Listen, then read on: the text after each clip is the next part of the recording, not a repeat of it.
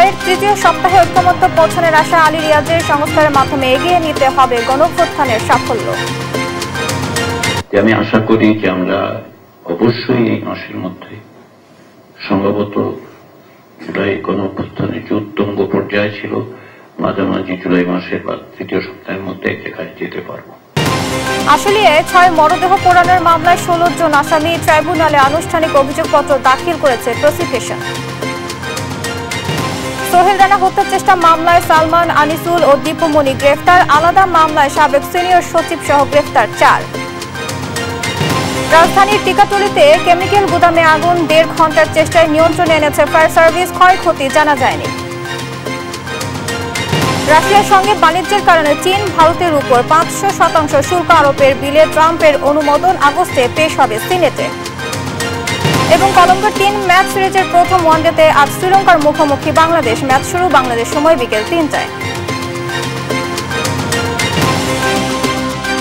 দেখছিলেন শিরোনাম সংবাদ, দুপুরের সঙ্গে আছি আমি আয়েশা বুবলি। এবার বিস্তারিত। জুলাইয়ের তৃতীয় সপ্তাহের মধ্যে জুলাই সনদ চূড়ান্তে রাজনৈতিক দলগুলোর ঐক্যমত্য সম্ভব হবে বলে প্রত্যাশার কথা জানিয়েছেন জাতীয় ঐক্যমত্য কমিশনের সভাপতি অধ্যাপক আলী রিয়াজ। বুধবার জাতীয় ঐক্যমত্য কমিশনের দ্বিতীয় ধাপের 8ম বৈঠকের সূচনা বক্তব্যে এমন প্রত্যাশার কথা জানান তিনি। এদিন জুলাই আগস্ট অভ্যুত্থানে শহীদদের প্রতি শ্রদ্ধা জানিয়ে 1 মিনিট নীরবতা পালনের মাধ্যমে শুরু হয় বৈঠক। বৈঠকের পূর্ব নির্ধারিত বিষয় হিসেবে রাখা হয়েছে নির্বাচনী সীমানা নির্ধারণ, তত্ত্বাবধায়ক সরকার ব্যবস্থা ও রাষ্ট্রপতির ক্ষমা প্রদর্শন। জুলাই অভ্যুত্থানের দায় প্রতিটি রাজনৈতিক দল অনুভব করে উল্লেখ করে অধ্যাপক আলী রিয়াজ বলেন, গণঅভ্যুত্থানের সাফল্য থেমে গেলে হবে না, সংস্কারের মধ্য দিয়ে তা এগিয়ে নিতে হবে। আমরা সকলে প্রাণ দিয়ে অনুভব করি, মানুষ এটা প্রত্যাশা করেন, তারা আমাদের দিকে তাকিয়ে আছেন। সেই জায়গায় আমরা সকলে যেন অগ্রসর হতে পারি। আবারও আমি বলি যে আমি আশা করি যে আমরা অবশ্যই এই মাসের মধ্যে সম্ভবত জুলাই গণঅভ্যুত্থানের যে উত্তঙ্গ পর্যায়ে ছিল মাঝামাঝি জুলাই মাসের বা তৃতীয় সপ্তাহের মধ্যে এক জায়গায় যেতে পারবো। দর্শক, ঐক্যমত্য কমিশনের সংলাপে নিজেদের মতামত তুলে ধরছেন বিভিন্ন দলের নেতারা। আমরা সরাসরি চলে যাচ্ছি সেখানে। এখতিয়ার থাকে তাহলে কিন্তু ওই বিতর্ক এড়ানো যাবে না। তাই ওই কমিশনে বলা উচিত, ওই কমিশনটা ইন্ডিপেন্ডেন্ট হবে, সাময়িক হবে এবং তাদের সিদ্ধান্তই চূড়ান্ত হবে। অবশ্যই তার বিরুদ্ধে আদালতে যাওয়া যাবে। তো ওই কমিশনটা পরবর্তীতে, এবার নয়, পরবর্তীতে যে কমিশন হবে সাময়িক হবে এবং তাদের সিদ্ধান্তই চূড়ান্ত হবে। এ ব্যাপারে অবশ্যই আদালতে যাওয়া যাবে। জি, এখানে একটু কনফিউশন হয়েছে রিয়াজ ভাই। ওই কমিশনের প্রধান আমরা বুদ্ধি ভাইকে করবো, অসুবিধা নাই, কিন্তু করা হচ্ছে এটা ইন্ডিপেন্ডেন্ট আর একটা কনস্টিটিউশনাল বডি হিসেবে সাময়িক সময়ের জন্য কমিশন নামে যদি হয়, এখানে আপত্তিটা আমি বলছি ইলেকশন কমিশনের এখতিয়ারটা আছে এখন, এবং সেটা আর্টিকেলে উল্লেখই আছে 119-এ। সেখানে বলা আছে ডিলিমিটেশনটা ইলেকশন কমিশনের কনস্টিটিউশনাল ম্যান্ডেট।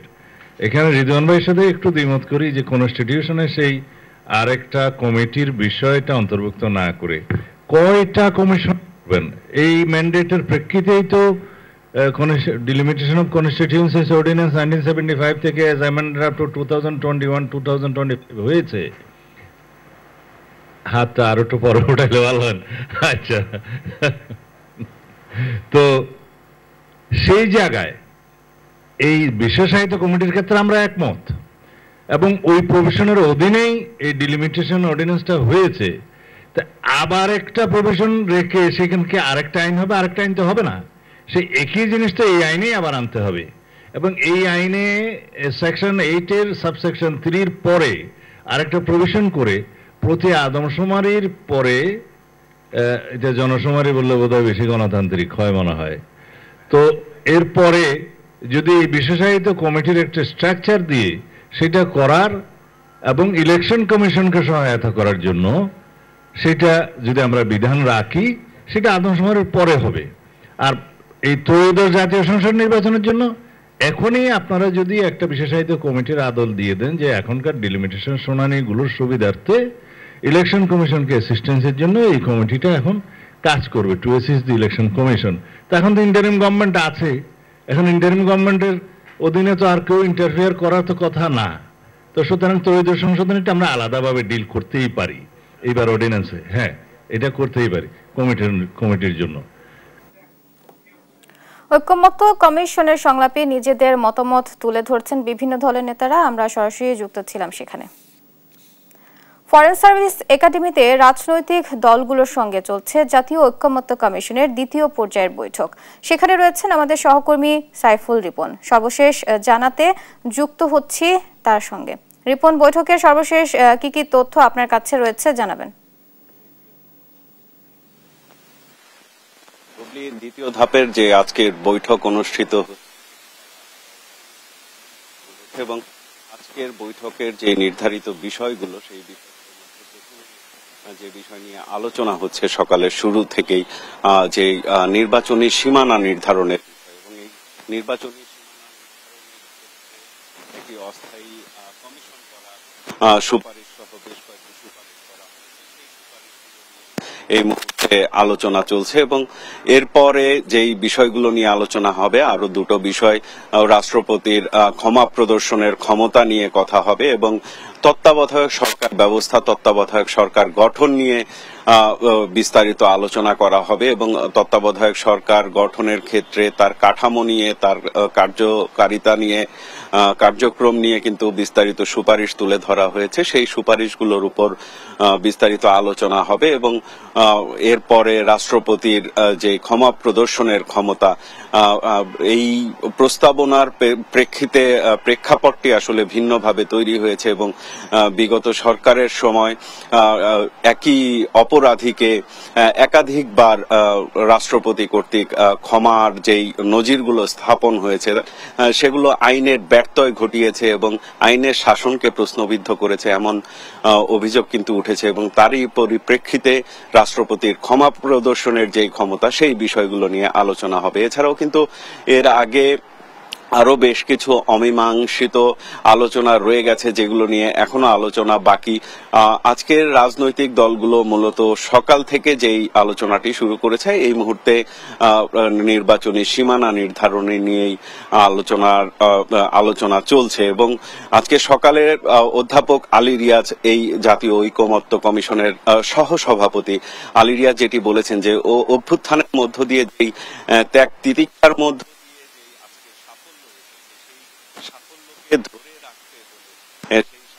ধারাবাহিকতা ধরে রাখতে হলে কিন্তু এই রাজনৈতিক দলগুলোকে তাদের ছাড় দেওয়ার মানসিকতা রাখতে হবে এবং একটি ঐক্যমত্য তৈরির জায়গাটাতে যারা আসতে পারেন সেই বিষয়টি নিয়ে কিন্তু বারবার রাজনৈতিক দলগুলোকে তাগিদ দিচ্ছেন। তো এই ছিল আমার কাছে এখানকার সর্বশেষ পরিস্থিতি। বুবলি। সাইফুল, আপনাকে ধন্যবাদ। দর্শক, এতক্ষণ যুক্ত ছিলাম সহকর্মী সাইফুলের সাথে। আশুলিয়ায় হত্যার পর ৬ জনের মরদেহ পোড়ানো মামলায় সাইফুল সহ ১৬ জনকে আসামি করে আনুষ্ঠানিক অভিযোগপত্র ট্রাইব্যুনালে দাখিল করেছে প্রসিকিউশন। এর আগে গত ১৯ জুন এই মামলার তদন্ত প্রতিবেদন হাতে পায় প্রসিকিউশন। এদিন সকালে এই মামলায় গ্রেফতার পুলিশ কর্মকর্তা আব্দুল্লাহ হিল কাফি, শাহিদুল ইসলাম সহ ৭ জনকে হাজির করা হয় ট্রাইব্যুনালে। গত বছরের ৫ আগস্ট সাভারের আশুলিয়ায় পুলিশের গুলিতে প্রাণ হারান ৫ জন। একজন গুরুতর আহত হন। পরে ৫ জনের মরদেহ এবং আহত একজনকে পুলিশ ভ্যানে তুলে পেট্রোল ঢেলে আগুন দিয়ে পুড়িয়ে ফেলা হয়। প্রসিকিউশন জানায় এই ঘটনায় ১১ সেপ্টেম্বর মানবতা বিরোধী অপরাধের অভিযোগ এনে আন্তর্জাতিক অপরাধ ট্রাইব্যুনালে মামলা করা হয়। এদিকে ট্রাইব্যুনাল ১-এ ২২৭ জনকে হত্যার লাইসেন্স পেয়ে গেছে শেখ হাসিনার এমন বক্তব্য আদালত অবমাননার মামলার শুনানি অনুষ্ঠিত হবে।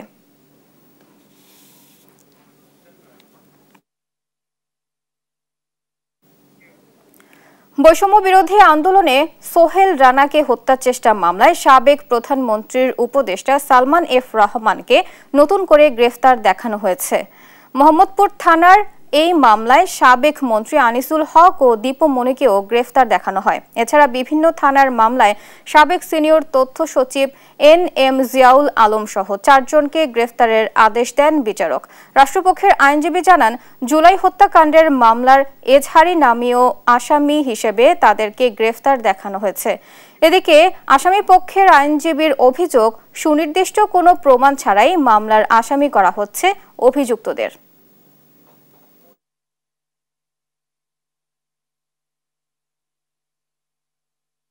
হত্যা মামলায় ও হত্যা চেষ্টা মামলায় সালমান এফ রহমান, আনিসুল হক, ডক্টর দীপুমণি, জিয়াউল আলম সহ টোটাল সর্বমোট 7 জনকে শুনানি দেখানো হয়।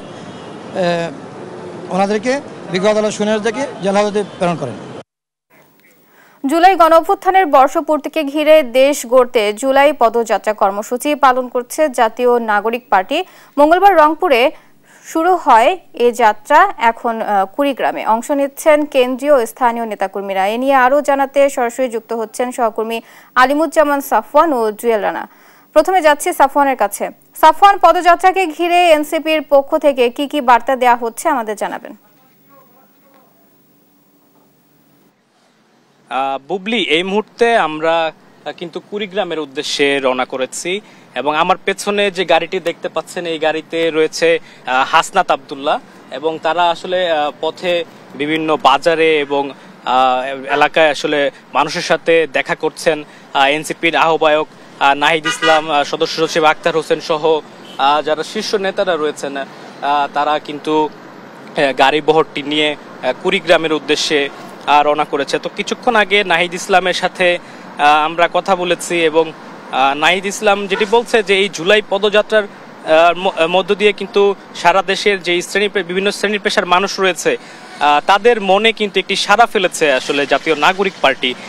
তারা কিন্তু বলছেন যে এই জুলাই পদযাত্রায় যতগুলো জেলায় তারা যাচ্ছেন সেখানে কিন্তু মানুষের ভালোবাসায় তারা সিক্ত হচ্ছেন। মানুষ কিন্তু তাদের জন্য কিছুক্ষণ আগে আমরা দেখতে পেয়েছি আম কাঁঠাল নিয়ে রাস্তায় দাঁড়িয়েছিল তাদেরকে দেওয়ার জন্য এবং তারাও কিন্তু সানন্দেই সেগুলো গ্রহণ করেছে জাতীয় নাগরিক পার্টির নেতারা। এছাড়া তারা যেটি বলছে যে সবসময় এই রংপুর বিভাগ আসলে অবহেলিত ছিল। তো এনসিপি আসলে এই রংপুর বিভাগের যে বঞ্চনার শিকার হয়েছে সেই জায়গা থেকে এই বিভাগটিকে মুক্তি দিতে চায়। এছাড়া তিনি বলছেন যে সারা গত যে বছরটি পালিত গত বছর যে গেছে সেখানে আসলে মানুষের সাথে কিন্তু মিথ্যে আশ্বাস দিয়ে গত বছর থেকে এই বছর পর্যন্ত মানুষের সাথে প্রতারণা করা হয়েছে, এমনটি কিন্তু তিনি অভিযোগ করেছে। তো আজকের জুলাই পদযাত্রার দ্বিতীয় দিন এবং তারা বলছেন যে এই জুলাই পদযাত্রার মধ্য দিয়ে কিন্তু বাংলাদেশের মানুষের নতুন একটি মুক্তির সনদ তারা তৈরি করতে চান এবং তারা যে রাজনীতি করতে চান সেটি আসলে মাটি ও মানুষের স্বার্থে মানুষের জন্য করতে চান, যার কারণে তারা আসলে মানুষের মধ্যে ভেদাভেদ ভুলে গিয়ে তারা একেবারে তৃণমূলের যেই রাজনীতি সেটি করার জন্য কিন্তু তারা মানুষের দ্বারে দ্বারে পৌঁছে যাবেন, এমনটি তারা প্রত্যাশা করছে। তো এখন আমরা আসলে কুড়িগ্রামের উদ্দেশ্যে রওনা করেছি এবং পথিমধ্যে রাজারহাট এলাকায় একটি পথসভা হওয়ার কথা রয়েছে। সেখানে যারা স্থানীয় নেতাকর্মী সাফওয়ান, আপনি যেমনটি বলছিলেন, আমি এই মুহূর্তে রয়েছি কুড়িগ্রাম শহরের প্রবেশদ্বার ত্রিমণি এলাকায়। এখানে কিন্তু অসংখ্য নেতাকর্মী কিন্তু যারা জাতীয় নাগরিক পার্টির কেন্দ্রীয় নেতাদেরকে আসলে স্বাগত জানার জন্য কিন্তু এখানে জড়ো হচ্ছেন। এখান থেকে কিন্তু এই ত্রিমণি থেকেই কিন্তু বিজয়স্তম্ভ কলেজমোড় অর্থাৎ কলেজমোড় এলাকার যে বিজয়স্তম্ভ রয়েছে সেখানে যায় কিন্তু আরো সেখানে কিন্তু অনেক নেতাকর্মী অবস্থান করছেন। সবাই মিলে কিন্তু সেখান থেকে কিন্তু তারা ঘোষপাড়া এলাকায় গিয়ে আসলে একটি পথসভা করেই কিন্তু শেষ করবে এবং পরে সেটি কিন্তু আসলে ফুলবাড়ি উপজেলায় গিয়ে একটি ছোট পথসভা করে শেষ করার কথা রয়েছে। এছাড়াও আপনাকে একটু যদি দেখাই যে এই ত্রিমণি এলাকায় আমি রয়েছি, এখানে কিন্তু শত শত নেতাকর্মী কিন্তু ইতিমধ্যে আসলে এখানে উপস্থিত হয়েছেন কেন্দ্রীয় যে নেতৃবৃন্দ রয়েছে তাদেরকে স্বাগত জানার জন্য। এছাড়াও আপনি যদি একটু দেখছেন যে ক্যামেরায় যে অনেক লোকজন কিন্তু ইতিমধ্যে আসছে এবং অনেকে কিন্তু বিভিন্ন পিক আপ ট্রাকে করে আসছে এই আসলে এই পথযাত্রায় আসলে যোগ দেওয়ার জন্য। এছাড়াও আমরা এখন কুড়িগ্রাম যে নাগরিক পার্টির একজন সংগঠক রয়েছে, আমরা একটু ওনার কাছে জানতে চাই আসলে আপনারা যে গতকাল থেকে এই পথযাত্রা শুরু করেছেন আসলে কেমন সমাগম পাচ্ছেন, হ্যাঁ, আর এছাড়াও কি কি বার্তা দিতে চাচ্ছেন? জি, আলহামদুলিল্লাহ, আসলে ব্যাপক সাড়া। আমরা কুড়িগ্রামে প্রায় 8 থেকে 10 হাজার লোকের সমাগম করব এবং ব্যাপক সাড়া। আমরা জুলাইয়ের সেই অভ্যুত্থানের শক্তি, আপনারা জানেন যে আমরা বিচার এবং সংস্কার দাবিতে গোটা বাংলাদেশ ব্যাপী আমাদের হলো 36 দিনে আমাদের জুলাই এসে পদযাত্রা, তারও ধারাবাহিকতায় আমাদের দ্বিতীয় দিনে কুড়িগ্রামে আমাদের হলো কেন্দ্রীয় আহ্বায়ক নাহিদ ইসলাম ভাই, হাসনাত আবদুল্লাহ, সাজিদ আলম এবং আমাদের ডক্টর আতিক মুজাহিদ সহ আপনারা নেতৃবৃন্দ আসতেছেন। তো আমরা চাচ্ছি যে এই যে ব্যাপক সারা আপনারা দেখতে পাচ্ছেন, আমরা ত্রিমোহনী পয়েন্টে আছি, এখানে শত শত লোক আছে, হাজার হাজার লোক, এবং হলো এখান থেকে আমরা হলো খলিনগঞ্জ হয়ে আমরা ঘোষপাড়ায় যাব, সেখানে আমাদের মূল পদযাত্রা এবং পথসভা হবে। এর মধ্য দিয়ে আমাদের হলো তারপরে আমরা চলে যাব হলো ফুলবাড়িতে, আমাদের পথসভা আছে, ফুলবাড়ি দিয়ে আমরা হলো আমাদের নেতৃবৃন্দ চলে যাবে হলো লালমনিরহাটে। তো আমরা ব্যাপক সারা পাচ্ছি, এই 2-1 দিনে দেখলাম যে ব্যাপক সারা, হাজার হাজার লক্ষ লক্ষ মানুষ চাচ্ছে যে আসলে নতুন কিছু অর্থাৎ বিচার এবং সংস্কার করে নতুন বাংলাদেশে হলো নতুন কোনো নেতৃত্ব আসুক, এই হলো আমাদের কুড়িগ্রাম জেলাবাসীর চাওয়া এবং পাওয়া। ধন্যবাদ আপনাদের। আপনাকে আর কি তথ্য জানিয়ে রাখি, এখানে যারা আসলে উপস্থিত হয়েছেন তার মধ্যে কিন্তু যারা জুলাইয়ে আসলে আহত হয়েছেন এবং যারা নিহত হয়েছেন তাদের পরিবার কিন্তু এখানে উপস্থিত রয়েছে। বুবলি, সাফওয়ান এবং রানা, আপনাদের ধন্যবাদ। দর্শক, এতক্ষণ সরাসরি যুক্ত ছিলাম সহকর্মী সাফওয়ান এবং রানার সাথে। রাজধানীর টিকাটুলিতে মামুন প্লাজায় কেমিক্যাল গুদামে আগুন লাগার ঘটনা ঘটেছে। পরে ফায়ার সার্ভিসের 1.5 ঘন্টার চেষ্টায় আগুন নিয়ন্ত্রণে এসেছে। আজ বুধবার ভোর 5:30টার দিকে ভবনটিতে আগুন লাগে বলে জানিয়েছে ফায়ার সার্ভিস। জানায়, মামুন প্লাজার 3 তলায় অগ্নিকাণ্ডের খবর পেয়ে ঘটনাস্থলে যায় ফায়ার সার্ভিস। প্রথমে 5টি ইউনিট ঘটনাস্থলে পৌঁছায়, তারপর আরও 2টি ইউনিট সেখানে যুক্ত হয়। প্রায় 1.5 ঘন্টার চেষ্টায় সকাল 7টার দিকে আগুন নিয়ন্ত্রণে আসে। ফায়ার সার্ভিস জানায়, বড় কোনো ধরনের ক্ষয়ক্ষতির খবর পাওয়া যায়নি।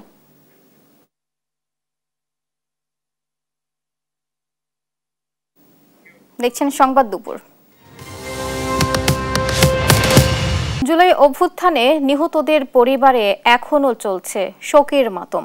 শেষবার প্রিয়জনের কোনো স্মৃতি ছুঁয়ে দেখার আকুতি নিয়ে বেঁচে আছেন গণকবরে দাফন হওয়া অনেকের পরিবারের সদস্যরা।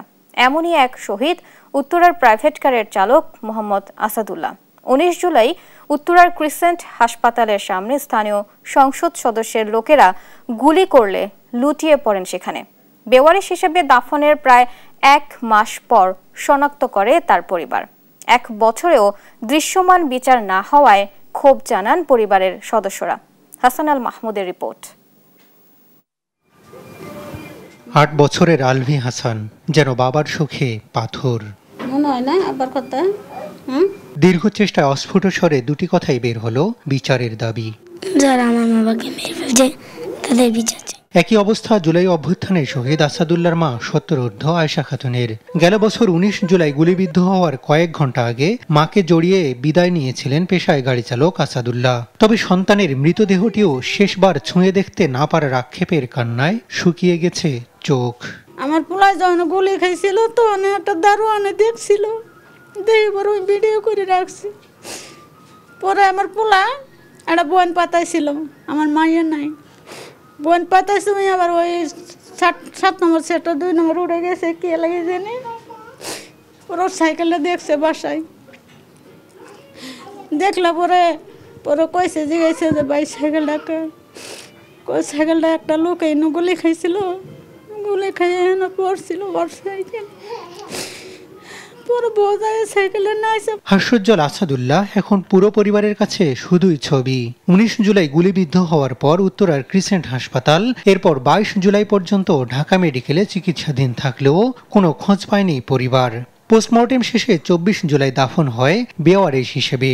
24 তারিখে দাফন দিছে, পরে যায় কইছে, পরে কবরস্থানে নিয়ে গেছে। মনে হয় 1 লগে 8টা কবর হয়েছে। তারা কইতাছে যে 1 লগে 8টা কবর, এনে আমরা তো মুখ খুলে দিই না, তনে কাফন করে দিছে, আমরা জানাজা পড়ায় দাফন করছি। কলে 8টা তনে যে কোনো একজন আমার ছেলে। শেরপুরের আসাদুল্লাহ থাকতেন রাজধানী উত্তরার দলিপাড়া এলাকায়। ছোট ভাই রমজান আলী জানান, দীর্ঘ সময় ছোটাছুটির পরও সন্ধান পাননি বড় ভাইয়ের। বলছিলেন সেই দুঃসহ স্মৃতির কথা। লোকজন জিজ্ঞেস করছি, উনি বলছে ভাই এই লোকটা 3 দিন বেঁচে ছিল। পরে বললাম যে কোনো ট্রিটমেন্ট করেন নাই কেন? পরে বললো যে গার্জেন পানি আমরা ট্রিটমেন্ট করি নাই। 3 দিন পর্যন্ত ওই গার্ড দিয়ে যে এখানে যে গুলিটা খাইছে ওখান থেকে রক্ত 3 দিন পর্যন্ত পড়ছে। তাই আমার মনে হয় যে যদি ঠিকঠাক মতো ট্রিটমেন্ট করতো তাহলে হয়তো বা বেঁচে থাকতো আর কি। জুলাই পতন করেছে 16 বছরের স্বৈরাচারকে, তবে রমজানরা এখনো খুঁজে ফেরে ভাইয়ের কবর। হাসান আল মাহমুদ, দেশ টিভি, ঢাকা। কোটা বিরোধী আন্দোলন থেকে স্বৈরাচার পতনের এক দফা, তবে যে আকাঙ্ক্ষা নিয়ে শুরু হয়েছিল জুলাই আন্দোলন, গত 1 বছরেও তা পূরণ হয়নি বলে অভিযোগ করেছেন গণঅভ্যুত্থানে শহীদের স্বজনরা। তারা বলছেন এখনো দূর হয়নি বৈষম্য। হতাহতদের পরিবারের দাবি জুলাই চেতনা বাস্তবায়ন, বিপ্লবী যোদ্ধার স্বীকৃতি ও হামলায় জড়িত সবার বিচার দ্রুত নিশ্চিতের। বিস্তারিত দেওয়ান ইমনের রিপোর্টে। জুলাই বিপ্লবের 1 বছর পূর্তির দিনে এই আর্তনাদ সাভারের শহীদ আলিফ আহমেদ সিয়ামের মায়ের। প্রিয় সন্তানকে হারিয়ে পাগলপ্রায় মা তানিয়া আক্তার। সাভার ডেইরি ফার্ম স্কুলে 10ম শ্রেণীর ছাত্র ছিল আলিফ। ইচ্ছা ছিল পাইলট হওয়ার, যা এখন শুধুই স্মৃতি।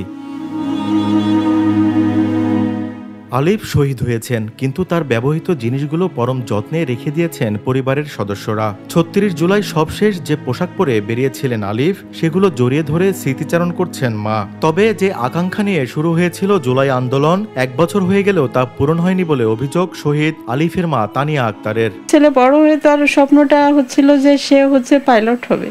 তো পাইলট হয়ে সে বিভিন্ন দেশে অ্যাডভেঞ্চার করবে। তার স্বপ্ন ছিল যে তার মাকে নিয়ে সে হজে যাবে। বাংলাদেশের সকল ছেলেরা যে তাদের জীবনটা এভাবে উৎসর্গ করলো দেশের জন্য, তো আসলে সেইখান থেকে বলা যায় যে আসলে সেইভাবে করে কিন্তু এখনো সেটা প্রতিফলিত হয়নি, হতে পারেনি। কারণ যতটা হওয়ার কথা ছিল, কোথায় সেই বৈষম্য তো এখনো রয়ে গেছে। জুলাইয়ে আন্দোলনকারীদের উপর নির্বিচারে গুলি চালানো ব্যক্তিরা বুক ফুলিয়ে ঘুরে বেড়ালেও তাদের গ্রেপ্তার না করায় ক্ষোভ প্রকাশ করেন শহীদ আলিফের মা তানিয়া আক্তার। এখনো কি একটা লোককে ধরে দেখাইতে পারেনি? তাদের কাছে কি আদৌ কোনো প্রমাণ নেই? আবু সাইদ যখন মারা গেল তখন তো অজস্র প্রমাণ তাদের কাছে আছে। স্পটে যখন গুলি করতেছিল তাদেরকে কি ধরে দেখিয়েছে যে না আমরা একটাকে ধরে দেখিয়েছি, তার বিচার কার্য শুরু করেছি? অতি দ্রুত তাদের জন্য বিচারের আওতায় এনে সর্বোচ্চ শাস্তি দাবি করব আমি মা হিসাবে। বড় ভাইকে হারিয়ে মায়ের মতো পাগল প্রায় ছোট বোন ইস্তাত জাহান লামহাও। সরকারের কাছে তারও একটাই চাওয়া, ভাই হত্যার বিচার। জানি আমার ভাইকে আমি দেখতে না পেলে আমার ভাই সবসময় আমার সাথে আছে, সে আমাকে এখনো ভালোবাসে। আমি তাকে দেখতে পাই না ঠিকই, কিন্তু সে সবসময় আমার আশেপাশে থাকে, আমি সেটা অনুভব করতে পারি। আমি যখন টেবিলে পড়তে বসতাম তখন আমার ভাই আমার সঙ্গে পড়তে বসতো। আমি কিছু না বুঝলে আমার ভাই আমাকে সেটা সুন্দরভাবে বুঝিয়ে দেওয়ার চেষ্টা করতো। আমার ভাইয়ের সঙ্গে আমার মজা, খুনসুটি সবকিছুই আমি এখনো আমার মনে পড়ে, আমার জীবনের স্মৃতি হয়ে রয়ে গেছে। শহীদ আলিফের পরিবারের এখন একটাই দাবি, মৃত্যুর আগে সন্তান হত্যার বিচার দেখে যেতে চান তারা। দেওয়ান ইমন, দেশ টিভি, সাভার। দেখছেন সংবাদ দুপুর।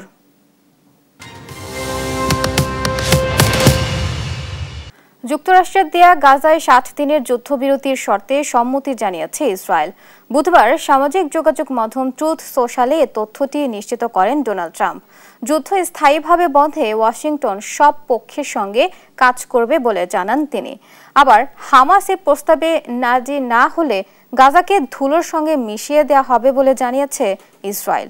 এদিকে গাজা ইসরায়েল যুদ্ধ বন্ধে জাতিসংঘ নিরাপত্তা পরিষদে দ্বিরাষ্ট্রীয়করণের উপর জোর দিয়েছে চীন। আরবিদ আফসারের রিপোর্ট।